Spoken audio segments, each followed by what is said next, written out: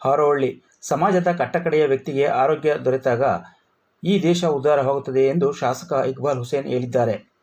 ಹಾರೋಹಳ್ಳಿ ಪಟ್ಟಣದ ಗ್ರಾಮಾಂತರ ಪ್ರೌಢಶಾಲೆ ಆವರಣದಲ್ಲಿ ಹಾರೋಹಳ್ಳಿ ವರ್ತಕರ ಸಂಘ, ನಾಗರಿಕ ಹಿತರಕ್ಷಣಾ ಸಮಿತಿ, Rotary club, Atal Dayal charitable trust, ಕಲ್ಪವೃಕ್ಷ ಕೋಆಪರೇಟಿವ್ ಕ್ರೆಡಿಟ್ ಸೊಸೈಟಿ ಇವರ ಸಂಯುಕ್ತ ಆಶ್ರಯದಲ್ಲಿ ಶ್ರೀಮತಿ ಡಾಕ್ಟರ್ ಚಂದ್ರಮ್ಮ ದಯಾನಂದ ಸಾಗರ ಆಸ್ಪತ್ರೆ ಮತ್ತು ವೈದ್ಯಕೀಯ ಕಾಲೇಜು ಹಾರೋಹಳ್ಳಿ ಇವರ ಸಹಯೋಗದೊಂದಿಗೆ ವಿಶ್ವ ವೈದ್ಯರ ದಿನಾಚರಣೆ ಕಾರ್ಯಕ್ರಮ ಉದ್ಘಾಟನೆ ಮಾಡಿ ಅವರು ಮಾತನಾಡಿದರು. ಸಮಾಜದ ಮಧ್ಯಮ ಮತ್ತು ಉನ್ನತ ವರ್ಗ ಆರೋಗ್ಯದ ಬಗ್ಗೆ ತಮಗೆ ಬೇಕಾದ ನಿರ್ಧಾರವನ್ನು ತೆಗೆದುಕೊಂಡು ಚಿಕಿತ್ಸೆಯನ್ನು ಪಡೆದುಕೊಳ್ಳುತ್ತದೆ.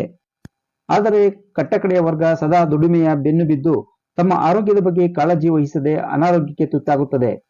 ಇಂತಹ ವರ್ಗವನ್ನು ಗುರುತಿಸಿ ಅವರಿಗೆ ಉಚಿತ ಆರೋಗ್ಯ ಶಿಬಿರದಲ್ಲಿ ಹೆಚ್ಚಿನ ಚಿಕಿತ್ಸೆ ದೊರೆತಾಗ ಅವರು ಮತ್ತಷ್ಟು ಸಮಾಜಕ್ಕೆ ಸೇವೆ ಸಲ್ಲಿಸಲು ಅವಕಾಶ ಮಾಡಿಕೊಟ್ಟಂತಾಗುತ್ತದೆ ಎಂದು ತಮ್ಮ ಅಭಿಪ್ರಾಯವನ್ನು ವ್ಯಕ್ತಪಡಿಸಿದರು. ಡಾಕ್ಟರ್ ವಿವೇಕಾನಂದರವರು ಮಾತನಾಡಿ, ಸಮಯಕ್ಕೆ ಸರಿಯಾಗಿ ಆರೋಗ್ಯ ತಪಾಸಣೆ ಮಾಡಿಸಿಕೊಳ್ಳುವುದರಿಂದ ಮುಂದೆ ಭವಿಷ್ಯದಲ್ಲಿ ಬರಬಹುದಾದ ಕಾಯಿಲೆಗಳ ಬಗ್ಗೆ ತಿಳಿದು ಅವುಗಳಿಗೆ ಚಿಕಿತ್ಸೆ ಪಡೆದುಕೊಳ್ಳಬಹುದಾಗಿದೆ ಎಂದು ತಿಳಿಸಿದರು. ಆಳುವ ವರ್ಗಗಳು ಜನಸಾಮಾನ್ಯರಿಗೆ ಆರೋಗ್ಯ, ಶಿಕ್ಷಣವನ್ನು ಉಚಿತವಾಗಿ ನೀಡುವತ್ತ ಹೆಚ್ಚು ಗಮನ ಹರಿಸಬೇಕೆಂದು, ಹಾಗೆಯೇ ಆರೋಗ್ಯ ವಿಮೆಯನ್ನು ನೀಡುವತ್ತ ಒಲವು ತೋರಬೇಕೆಂದು ತಮ್ಮ ಅಭಿಪ್ರಾಯವನ್ನು ವ್ಯಕ್ತಪಡಿಸಿದರು.